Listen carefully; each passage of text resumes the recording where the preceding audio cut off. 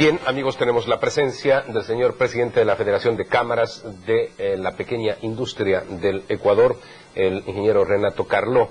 De manera muy directa vamos también al tema de la dolarización, en virtud de que ayer se cumplieron 8 años de la adopción de la misma. Para la pequeña industria, la significación de la dolarización. Gracias. Quiero personalizar algo que yo viví directo, que fue... Nosotros importamos materias primas en dólares y vendíamos en sucre. Por lo tanto, teníamos que vivir en un mercado de especulación porque teníamos que evitar descapitalizar. La dolarización para nosotros fue una bendición. Pero el problema fue que en el momento de la dolarización a todos nos obligaron a ser eficientes, como lo decía Francisco. Pero el que no fue eficiente fue el Estado. Recuérdese usted que el presupuesto del Estado estaba en 2.200 millones. Y hoy estamos hablando de un presupuesto de Estado de 10.500. O sea, mientras no haya esa eficiencia de ambas partes, tanto del sector privado como del sector público, las cosas no van a funcionar. O sea, por eso hay que ir a una reingeniería del Estado para fortalecer la dolarización. Es algo que nos permite proyectarnos no solamente dentro del Ecuador, sino en el momento de una exportación sabemos los costos reales, en verdad, de nosotros en nuestra producción. O sea, la dolarización en verdad fue una medida tomada en el momento preciso para mejorar la eficiencia y productividad de lo que hacemos pequeña y mediana industria en el país. El presidente de la República dijo ayer que debe mantenerse la dolarización, no está de acuerdo con ella, pero si se desmantela habría una guerra civil, así lo interpretó, y probablemente eso acontecería. Sí, no se olvide que el despilfarro de dinero a través de los bonos de la pobreza, que hoy, tengo entendido, pretenden subirlo a $45, que sería en verdad algo contrario, va a llegar un momento en que no va a tener la eficiencia en la recaudación de dinero. Ellos están, digamos, desesperados por poder mantener algo que si siguen a manos abiertas gastando dinero como lo están gastando hasta ahora, va a llevar efectivamente a un caos. Y si él está reconociéndolo en buena hora, porque nosotros queremos prevenir antes de que lamentar. O sea, nosotros como industriales hemos pasado difíciles situaciones en los últimos 10 años y no queremos volvernos a encontrar en esa situación. Pero existiendo un precio tan alto del petróleo como el que tenemos actualmente a nivel internacional, que superó los $100 hace unos días atrás, existiendo la remesa de los ecuatorianos que se encuentran en el exterior, que son los que en definitiva han logrado sostener también la dolarización, porque como no se imprimen los dólares en el Ecuador, simplemente hay que ingresarlos. ¿Vía qué? Vía más producción, más exportaciones o en su defecto con este fenómeno de la migración.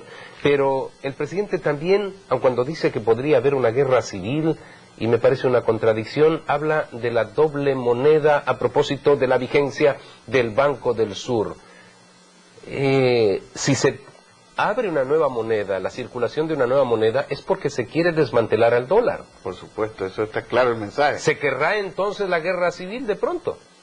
Sería lamentable una situación llevarnos a contrario, digamos, a lo que él supuestamente habla de una reactivación productiva. Mire, él habla de unificación a nivel regional, digamos, en Sudamérica. Pero si lo que tiene que pelear es por la integración a nivel nacional.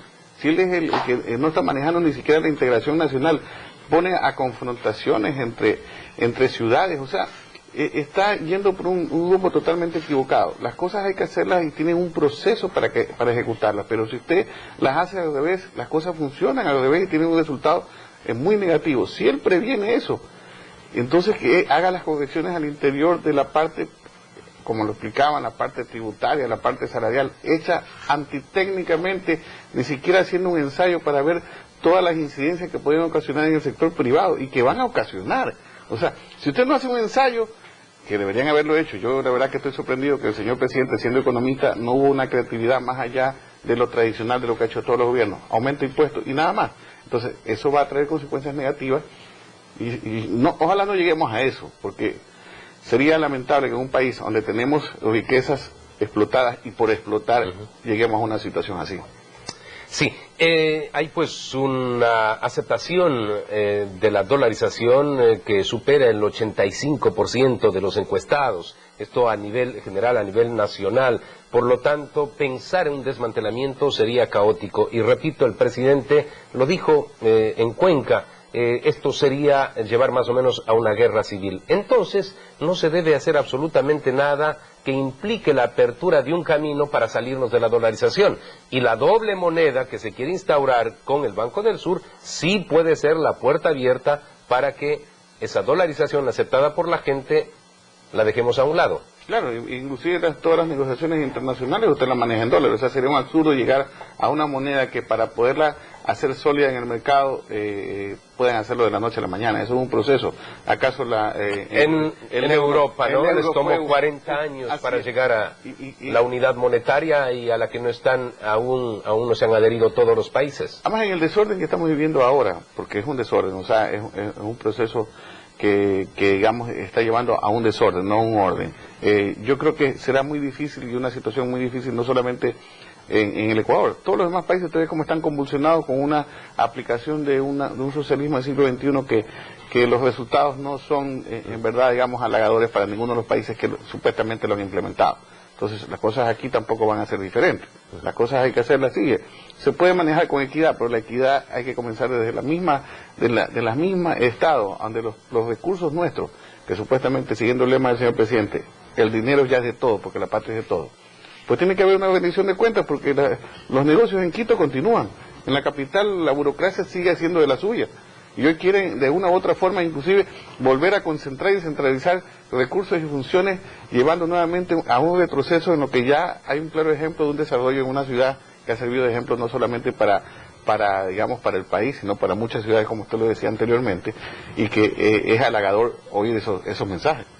Bien, y está escuchándonos, está ya en línea la abogada Rosana Alvarado, ella es asambleísta de Acuerdo País, se encuentra en Montecristi. Usted pues ha escuchado esta parte de la entrevista, estamos dialogando con el presidente de la Federación de Cámaras de la Pequeña Industria, el ingeniero Renato Carló. Quisiera que usted nos explique, por ejemplo, esto que aún no lo entendemos. Se habla del socialismo del siglo XXI, pero no sabemos qué es. ¿Podría explicarnos en pocas palabras qué persiguen ustedes con la implantación del socialismo del siglo XXI en el Ecuador? Buenos días, Fernando, buenos días a la persona que también se presenta con usted. Gracias por la entrevista. Bueno, como ustedes conocen, nosotros como Acuerdo País, como movimiento político, hemos planteado una revolución que por supuesto incorpora también una revolución económica. En el tema de la revolución económica hemos sido muy claros. Creemos que necesitamos cambios radicales a partir de un régimen y de un modelo de una economía solidaria. Este modelo nos parece agotado, no ha respondido frente a la crisis que tiene el país. Y en este sentido, pues lo que se plantea, no únicamente a partir del socialismo del siglo XXI, no considero que sea un modelo a seguir, ni un modelo en el que completamente ciegos podamos adelantarnos dentro de él, pero sí un modelo que busca recuperar al ser humano como principio de la economía, ¿no? Como base de la economía. Un mercado que no puede seguirse regulando solo, que definitivamente ha podido significar dentro de nuestra economía un canibalismo hacia el ser humano. Pero si el centro es el ser humano, ¿por qué se hacen cosas que van a ir en detrimento del ser humano? Por ejemplo, las medidas económicas, esta reforma tributaria que no es reactivadora, muy por el contrario, está dejando en la calle a muchas gentes, aun cuando se diga desde el oficialismo de que se está superando el problema de la desocupación, pues de lo que sabemos, no hay empresa en la que se incrementen trabajadores. De lo que conocemos, repito, sacan trabajadores día tras día, de tal manera que estarían yendo en contra de ese eje de la revolución que debería ser el ser humano. No, eso no es así. Eso no es así, más bien la ley de equidad tributaria lo que plantea es una redistribución a partir de la reforma tributaria de la riqueza también, ¿no? Se establece todo un régimen sancionador, se establece además posibilidades para que el Servicio de Rentas Internas pueda actuar de la mejor manera en lo que significa la recaudación tributaria, plantear también sanciones en torno a todos aquellos que han vivido siempre de la elusión fiscal y que es un problema gravísimo que tiene que enfrentar nuestro país. En relación a la reinversión, por ejemplo, se plantean también ciertas actividades para que la economía también pueda reactivarse. Estamos dentro de un proceso en el que, por supuesto, la ley de equidad tributaria significa sí un inicio para que además todos los ecuatorianos tengamos la posibilidad de deducir gastos personales, ¿no? Temas que nunca antes estaban considerados, nunca se tenían previstos para que los ecuatorianos podamos deducir gastos, podamos además de establecer que somos contribuyentes a medida de nuestra capacidad. Se establece la progresividad de los impuestos como un principio básico en el que tenemos que acogernos, y por otro lado también se establece un impuesto a una salida de capitales, por ejemplo, porque es necesario que como ciudadanos y como ecuatorianos contemos con capitales del Ecuador, sepamos con quiénes podamos contar, ¿no? Quiénes son los industriales, los comerciantes que están dispuestos a apostar por el país. Esta ley de equidad tributaria, que yo la defiendo porque yo misma fui parte de todas las reformas que incorporamos, además se valida porque recibimos a 43 delegaciones de diferentes sectores que pudieron plantear sus observaciones. Algunas de ellas consideradas, otras no, por no haberlas considerado pertinentes, pero ha significado de cualquier manera un ejercicio democrático y de participación política. Tenemos, como le decía acá, al presidente de la Federación de Cámaras de la Pequeña Industria, a quienes ustedes le otorgan valor. Por allí pues hay prejuicios contra la gran empresa, pero sabiendo que la mayor parte de la actividad está en las pequeñas industrias, le vamos a preguntar al ingeniero Renato Carló si acaso a partir de esta nueva ley de equidad tributaria ustedes van a poder incorporar trabajadores, van a poder producir más, van a aportar al desarrollo del Ecuador, o va a suceder lo contrario. A ver, hay algo que me preocupó que dijo la abogada, que es la progresividad de impuestos. O sea, que parece que no va a terminar ahí, sino que van a seguirse incrementando más impuestos. Cosa contraria, porque cuando usted hace el ejercicio, ¿cuánto recaudó el SRI el año anterior? Creo como 5.400 millones, y se gastaron casi el 70% en sueldos y salarios de la burocracia. Ahí está el mal direccionamiento de los impuestos. Hablan de una reactivación productiva. No entiendo dónde va a llegar la reactivación productiva, porque aquí lo que va a haber es una desaceleración. Porque hagamos dos ejercicios sencillos. Uno, en el caso, digamos, de nuestra empresa, yo tengo muchas empleadas que son mujeres y que subcontratan a alguien que los ayuda en la parte doméstica a ellos. Que no sé cuánto les pagaban, 80, 100 dólares, no sé cuánto sea, pero hoy, en las declaraciones que hace el señor ministro... Lo legal tendría que ser. Estamos hablando que incrementaron a 170 dólares. ¿Usted cree que nuevamente ese empleado o esa empleada que yo tengo va a poder subcontratar a 170 dólares? Va a dejar de trabajar automáticamente. O sea, se van a reducir automáticamente la plaza de empleo desde ese punto de vista. La otra, cuando usted incrementa los sueldos, en el caso de la, digamos, de la empresa, de la pequeña y mediana industria, que no tenemos una economía de escala, que no podemos automatizar muchos procesos, como lo puede hacer la gran industria, donde se va a ver más afectado el empleo, es en el sector de la pequeña y mediana industria, porque tenemos que trasladar el costo de los tributos, que no sé a dónde van a ir, aunque dicen que va a haber una distribución equitativa, y el costo de los salarios, lo incrementamos al producto terminado, porque nosotros no somos magos para sacar de ningún lado el dinero. Entonces, en ese momento, al pasar el costo al producto terminado, vamos a dejar de ser competitivos, no vamos a poder vender, y si ya no vendemos, alguien va a importar y nosotros vamos a cerrar nuestras empresas. Es contrario a lo que han hecho, en verdad, antitécnicamente, el incremento salarial y el incremento de tributos, porque no va a una reactivación productiva. ¿Consideraron estos criterios antes cuando estaban analizando la ley? Usted dice, formó parte incluso de la aprobación de la misma. Mire que estamos hablando con el representante de los pequeños industriales del Ecuador. Bueno, gracias. Primero, una precisión que es muy importante, ¿no? Cuando me refiero a la progresividad de los impuestos, nos referimos a un principio general del derecho tributario. La progresividad de los impuestos no significa un mayor número de impuestos. Lo que significa es que quien más gana, pues tiene que aportar más. Y ese es un principio básico que no lo digo yo, sino el derecho tributario, ¿no?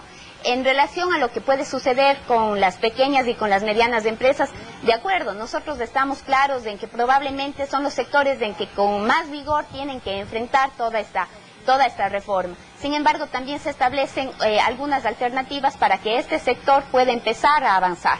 Estamos seguros de que son los pequeños industriales, los pequeños y medianos industriales, quienes aportan y apoyan y apuestan todo el tiempo por un Ecuador diferente, ¿no? Son los más empleadores, los que mejor y más impuestos pagan, y probablemente también quienes están más decididos también a apoyar un proceso de cambio que les beneficie, ¿no? No estamos hablando de dos orillas diferentes, tratamos de apuntalar hacia un mismo camino. Sin embargo, sí es importante analizar de una manera mucho más objetiva y no tendenciosa la reforma y la equidad tributaria.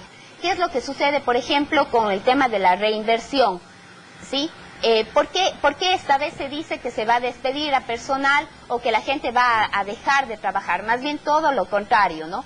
El momento en que cada una de las industrias, de los comercios o de las fábricas, de instituciones, pueden contratar personal adicional al ya contratado, pues pueden deducir de su declaración de impuesto a la renta. Eso significa realmente reinversión, eso significa un incentivo a la producción y significa también a la ampliación de trabajadores y de la masa laboral de una empresa. ¿Qué sucedía hasta hace poco? Carros de lujo eran deducidos del impuesto a la renta, la adquisición de propiedades de lujo para los directores o los gerentes de las empresas eran deducidas del impuesto a la renta. Habían mecanismos tramposos a través de los cuales se ideaban escudos fiscales que realmente no pueden aguantar nuestra economía y peor nuestro régimen de impuestos. Entonces, y lamentablemente lo que tampoco se dice es que de acuerdo a las estadísticas del Servicio de Rentas Internas, un 95% de los contribuyentes que eran determinados por la administración tributaria, pues establecían maneras y formas de suspender esta determinación a través de la administración pública, ¿no? Iniciando los juicios respectivos.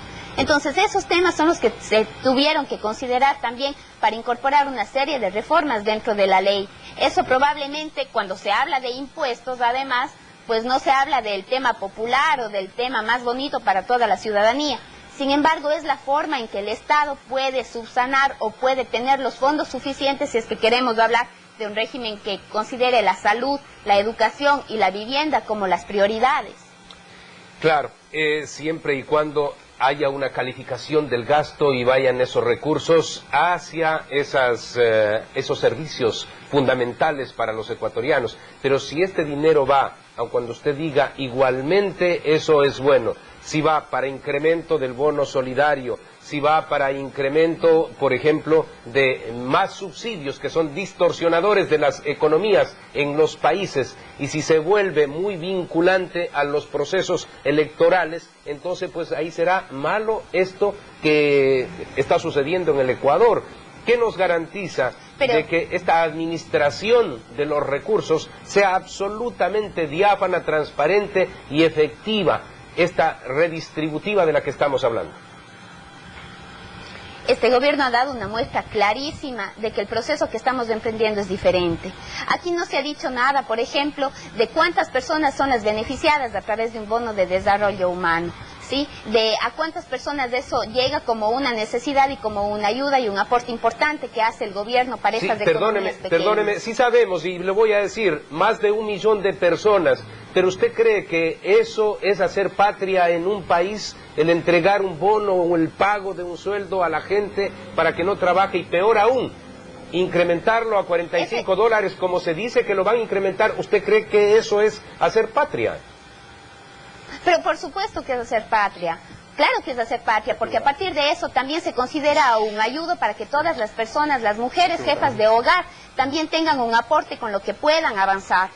Todos los bonos y los créditos, por ejemplo, que se da para que esos pequeñísimos negocios, para que negocios chiquititos que son propios de amas de casa o de mujeres jefas de hogar puedan progresar, eso también es hacer patria. No nos tenemos que dirigir o no estamos únicamente para gobernar a los grandes empresarios o a los pequeños industriales, no está el gobierno únicamente para eso, es para pensar en que llegó el tiempo de todos y de todas. Si sabe que alguien, perdóneme, sí, asambleísta, sí sabe ese dicho, ¿no? Que alguien pague el almuerzo. Alguien tiene que pagar el almuerzo. La plata no cae del cielo. Hay que producir, hay que trabajar. De lo contrario, pongamos no a 1 millón, sino a 3 o 4 o 5 millones de ecuatorianos el sueldo mínimo vital de $200 en la actualidad. Si eso es hacer patria, pues ¿por qué no lo hacen? Porque usted sí sabe que lo que en cambio nosotros planteamos es una revolución económica. Mire, aquí, Fernando, hay que actuar con mayor objetividad. Hay algunas medidas que por supuesto son sensibles, pero que hay que tomarlas. Y la tributaria es una de esas medidas, muy, muy sensibles. Y por eso mismo hemos empezado dentro de la Asamblea un tema muy, muy fuerte, un tema que además desde los medios de comunicación se utilizó de una manera tendenciosa, completamente desinformada desde los medios de información. Entonces resulta hasta resulta complicado podernos manejar dentro de aquello. Pero en cambio, frente a esto, la necesidad de redistribuir y de establecer además criterios de redistribución a partir de la reforma y de la ley de equidad tributaria. Pero en este caso hay que distinguir además las medidas de gobierno, pero que funcionan dentro de un plan de una revolución económica, que lo que promueve es, por supuesto, reactivar la producción, y este año tiene que visibilizarse que todas esas medidas efectivamente se están dando. Ya veremos en datos y en estadísticas cómo el país está avanzando, por supuesto. Son temas que a mí como asambleísta no me corresponde probablemente analizar de una manera exacta, por supuesto, pero esto no quiere decir que no estemos comprometidos con todo esto y que estemos además de acuerdo con las acciones que se están emprendiendo. Dejemos que haga alguna acotación también el señor empresario. Claro. Mire, no estoy de acuerdo en que el bono de la pobreza sea una forma, digamos, de hacer un país. Porque si usted le entrega $30 a una persona, dicho sea de paso, las personas que acceden, muchas de ellas, van hasta en auto, van con celulares, no son gente que verdaderamente necesitan de un bono de la pobreza. Si quieren hacer un bono de la pobreza, reconozcan a las personas que en el tiempo han dado todo su esfuerzo, a la gente mayor de 65 años, a eso pueden reconocerle, pero no a jóvenes que pueden ir a trabajar. No es lo mismo que a usted le regalen a que usted le impulse en una reactivación productiva. Si ese esfuerzo de los 300 millones de dólares anuales lo hubiera entregado de una forma organizada, a ir a una reactivación productiva para ahí sí hacer los pequeños negocios que dice la abogada, las cosas fueran diferentes. Ahora, las culpas de Pedro no tienen por qué pagarlas Juan. Usted me está hablando de que hay escudos fiscales.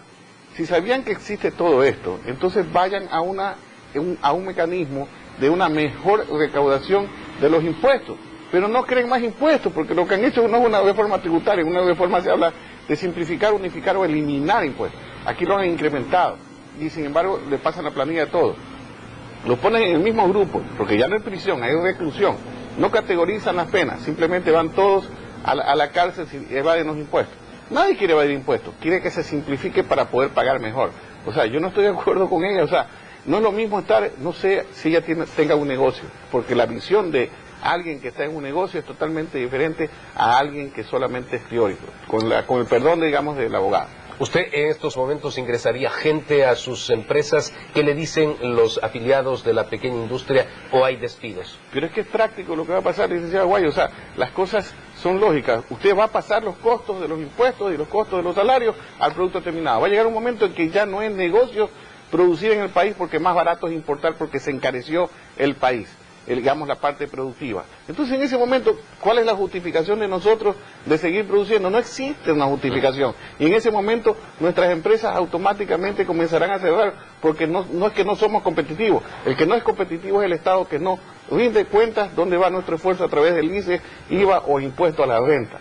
Abogada, esa es una posición muy práctica. Aquí como comunicadores no tratamos de ser, en este caso, pues, subjetivos en las apreciaciones. Son fuentes de información muy directas y muy válidas, la suya como asambleísta y, por supuesto, la del señor presidente de la Federación de Cámaras de Pequeña Industria. Tal manera que, dentro de la transparencia informativa, tratamos de canalizar estas inquietudes. No podemos quedarnos con una verdad la que puede venir desde el oficialismo, sino recoger en la práctica qué es lo que está sucediendo. Y por eso pregunto al señor empresario si están tomando más empleados o están despidiendo empleados. Y mire lo que nos dice.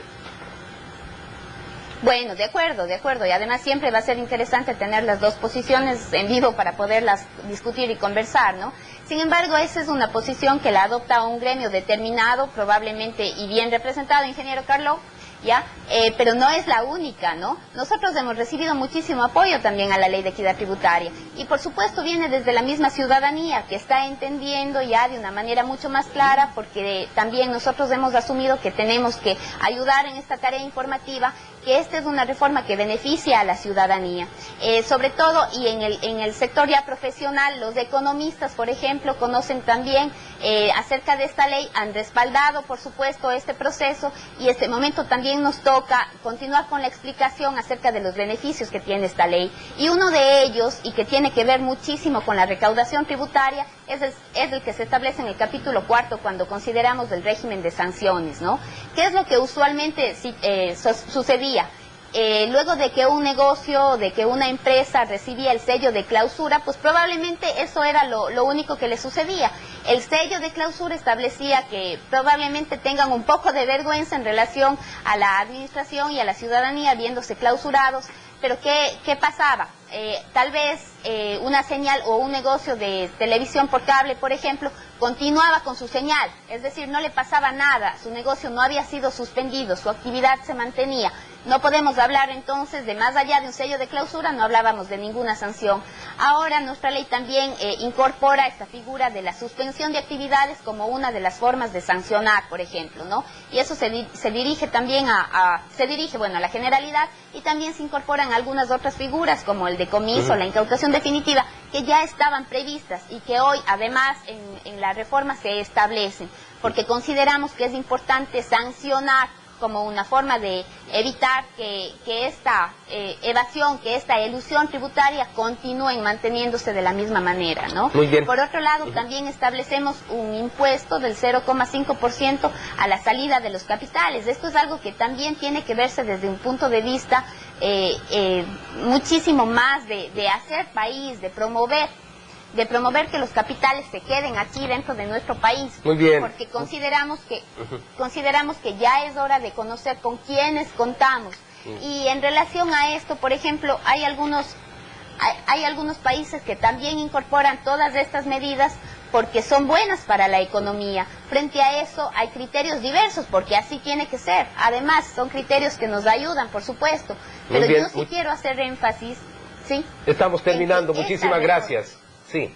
Bueno, en que esta reforma lo que está provocando es que toda la ciudadanía que antes pagaba impuestos aún con sueldos muy bajos, por ejemplo, hoy de esos mismos sueldos pueda deducir sus gastos. Muy bien. Eso significa entonces que es una ley que se aplica a toda la ciudadanía y nos ayuda a permanentemente contribuir a una cultura tributaria. Muy bien.